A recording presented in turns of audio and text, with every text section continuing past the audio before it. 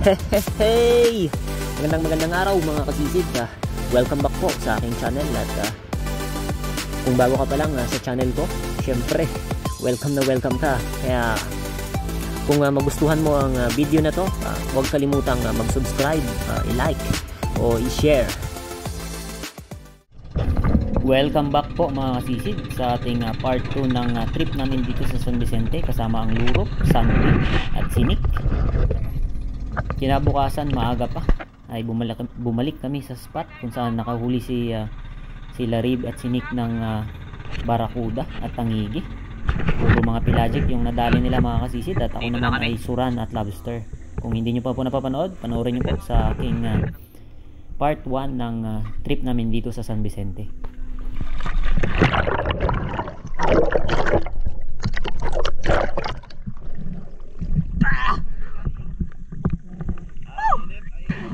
Useless yung wetsuit. Lamig. Pero mawala yan yung lamig pag mayroong nakita. Napakalamig ng tubig mga kasisid nung umaga na to. Pero tiis lang tayo at tiyaga lang. Dahil meron tayong nakitang coral trout dito. 2 piraso ito pero yung isa ay nauna nang umalis. At maamo lang sana. At malaki. Kaya lang sobrang panigurado natin na makalapit ng gusto ay mas lalong hindi natin nakalabitan. Dito sana pwede ng kalabitan to, kaso lang nagdalawang isip pa ako para i-pull yung trigger at hanggang sa lumayo nakaramdam na siya yung target mga kasisid. Sayang.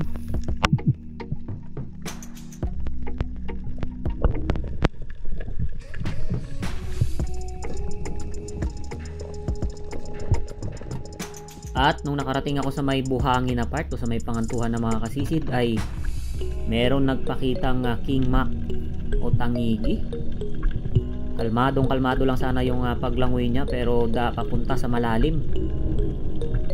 Kaya yung sipa ko dito ay dahan-dahan lang din pero hindi ako makadikit.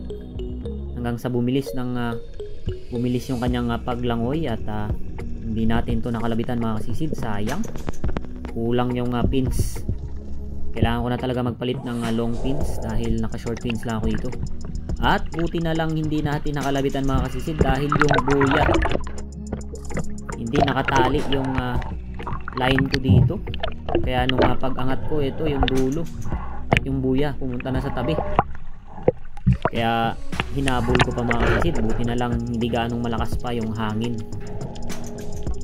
At nung pabalik ako sa may pangantuhan, nadaanan ko itong coral trout suno na tumitingin-tingin sa akin habang tinatali ko yung tali sa buya.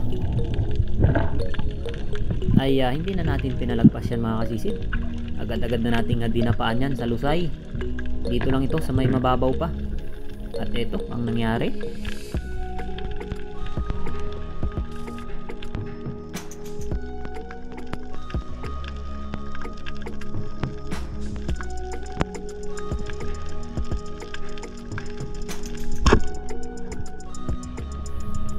Unang isda sa araw na to mga kasisid, coral trout o suno o lapu-lapu.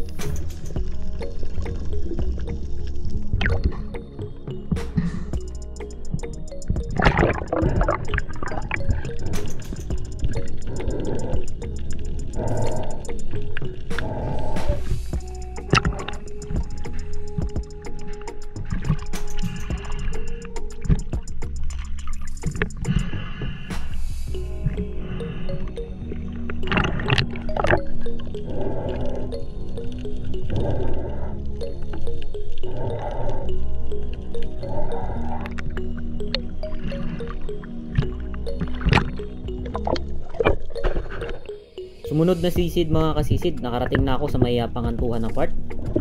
At medyo malakas na yung agos dito sa may pangantuhan dahil malapit na ito sa may tandol.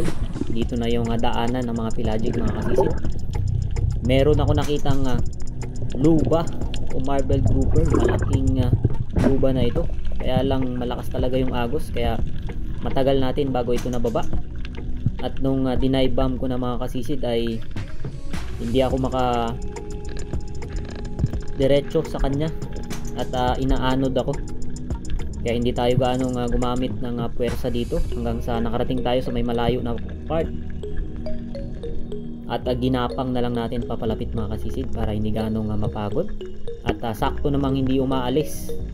Pwede ng kalabitan dito mga kasisid, pero nagdalawang isip ako hanggang sa pumasok na sa butas at pahabol na tira yung aking ginawa dito.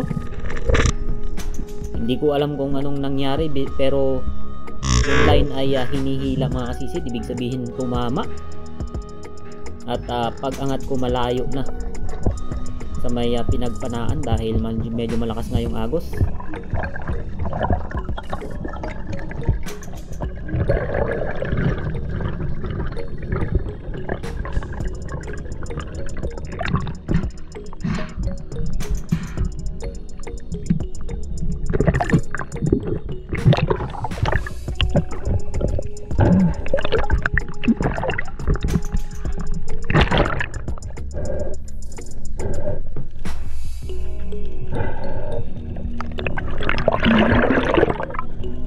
At nung tinignan ko yung pinagpanaan ko mga kasisid, meron ng dalawang pating na nag-imbestiga sa may butas ng lupa na aking pinana.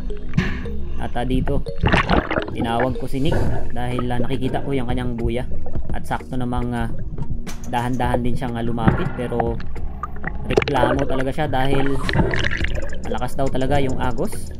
Kaya yung ginawa ko dito ay yung buya, yun yung ginawa kong panghigpit sa line para hindi na tuluyang mahila yung bala sa loob. Dahil kapag pinasok na yung bala sa pinakaloob-loob ay mahirap na itong i-retrieve mga kasisid.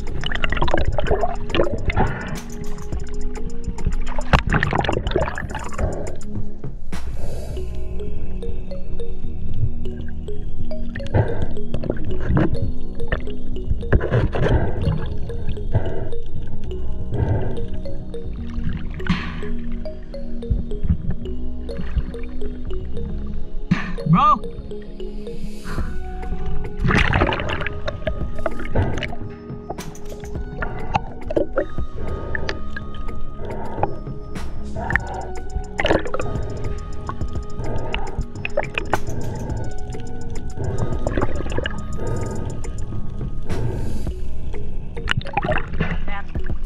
Luba.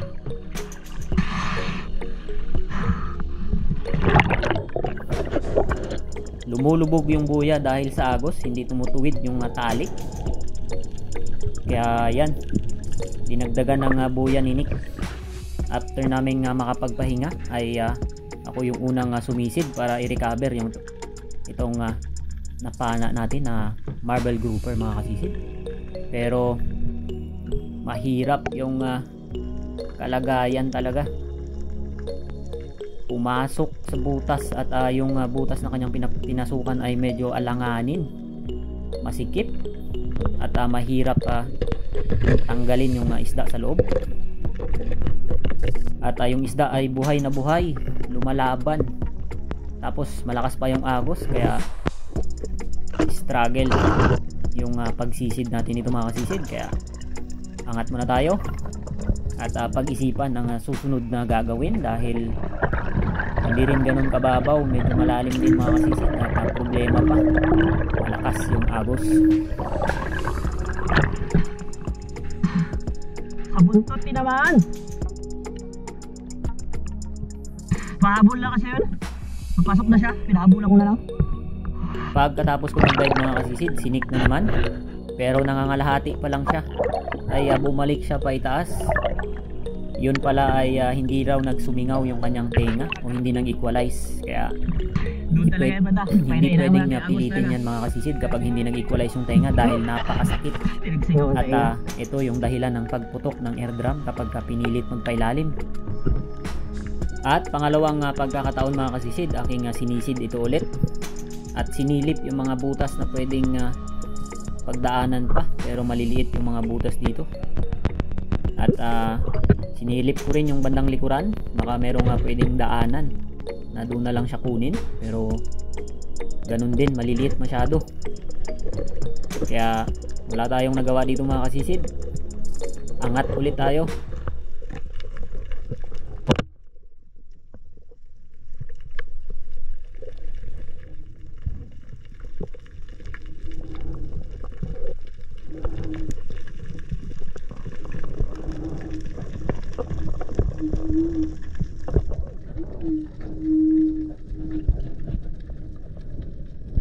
sakto nung umangat ako mga kasisid ay nandito na yung bangka.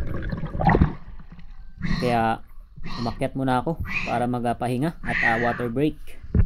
Dahil hindi basta-basta mag-retrieve ng isda o pabalik-balik sa ilalim ay sobrang nakakapagod. Pahinga muna tayo, pahinga. Water break, water break. Saan mo siya binaba?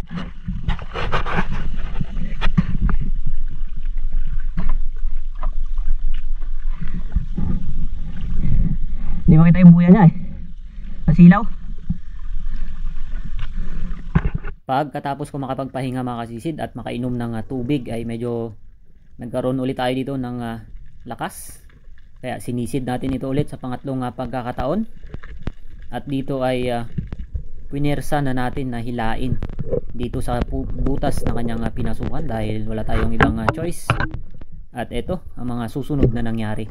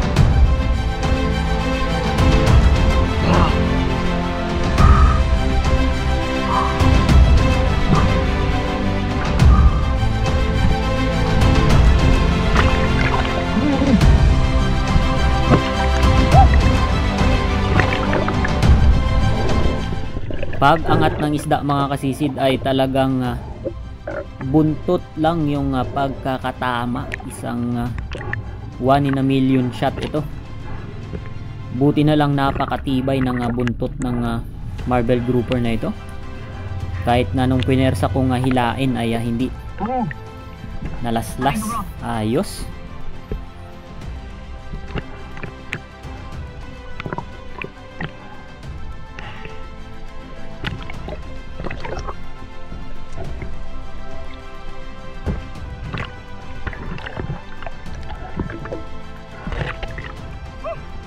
Sige bro.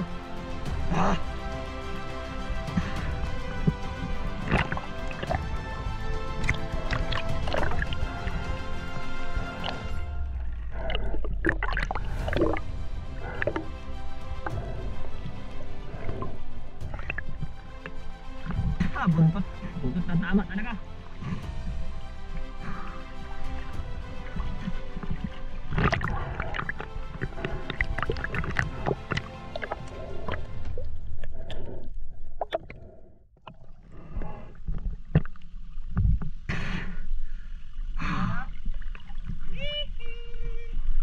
Wala na eh, nalaga-alagaan na Nick. Sa banda. Yan na yun dyan?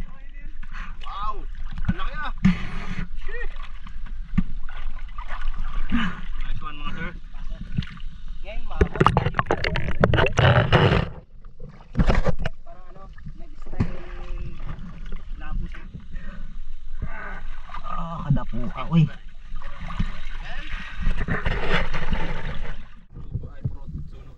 At eto, meron ng tangiging nakasampa mga kasisid. Good size na tangigi ito. Panoorin nyo na lang mga kasisid kung paano ito nahuli ng Lurup sa kanilang YouTube channel.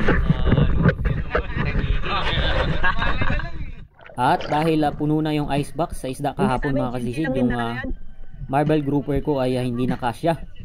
Kaya napagdesisyon na naming dalhin na ito sa isang barangay dito sa San Vicente mga kasisid, sa barangay Barton.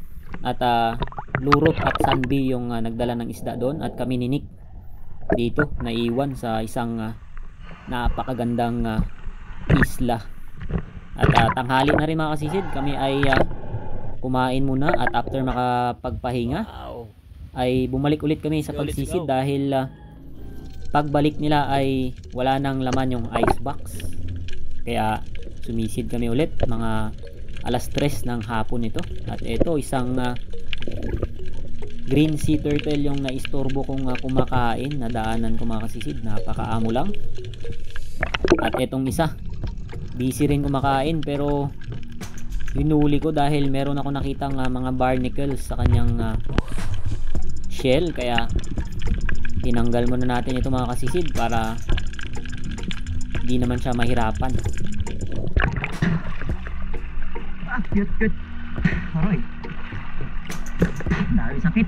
Mga barnacles. Kawawa. No?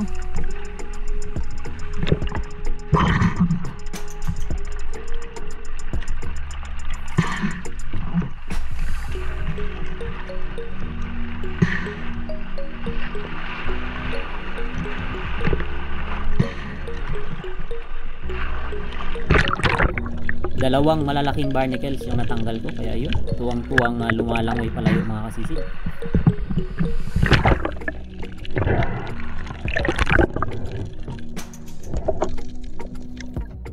Unang dive sa hapon mga kasisid, isang coral trout yung papasok na sa kanyang butas, pero pinahabulan natin ito ng tira.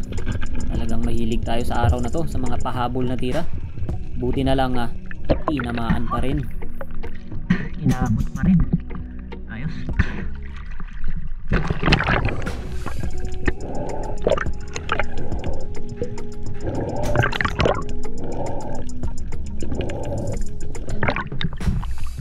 Pahabol na naman. Papasok na sa butas.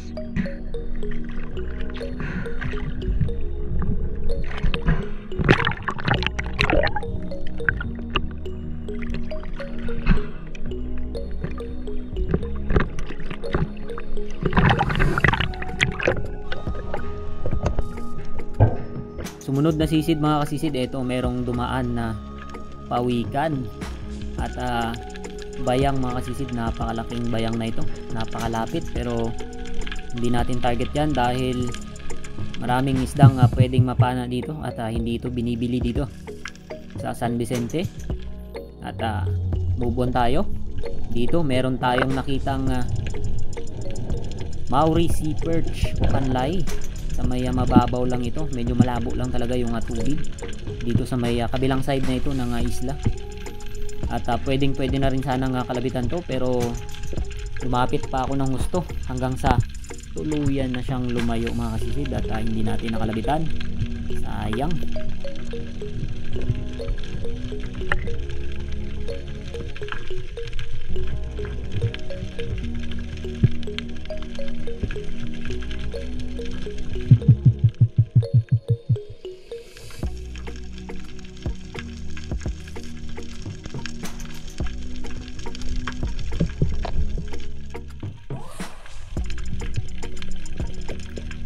Next dive mga kasisid, merong matapang na sumalubong sa aking lapu-lapu. Ito yung black saddled coral trout. At ayun, pagkalabit ko na stone shot. Ito yung pinakamalaking black saddled coral trout ko na nahuli. Kanlay bro. Bagong record ito mga kasisid. Ayos. Oo. May mga isdang napana pa tayo dito mga kasisid, pero hindi na natin nakuha ng video. At madilim na yung ilalim dahil kahapon na rin. At malabo yung tubig dito sa kabilang side ng isla. Grabe, Kaya record. after nito Pinakamalaking ay black saddle. bumalik na kami sa campsite na aming tinutuluyan at nag-antay sa dalawa na nag-deliver ng isda. Pero nasiraan yung dalawa mga kasisid. Yung makina ni Sanbi ay nasira, kaya nagkaaberya. Hindi nila agad nadala yung isda at inabot sila ng gabi, kaya doon na sila nagpalipas ng gabi. Kinabukasan na sila bumalik dito sa isla. At ito yung marble grouper na nahuli ko mga kasisid. 9 na kilo na oh. Ang laki. At hindi muna tayo makapag-shoutout ngayon mga kasisid dahil bitin na tayo sa oras. Minadali na natin ito yung pag-edit. hanggang dito na lang. Maraming salamat. God bless us all.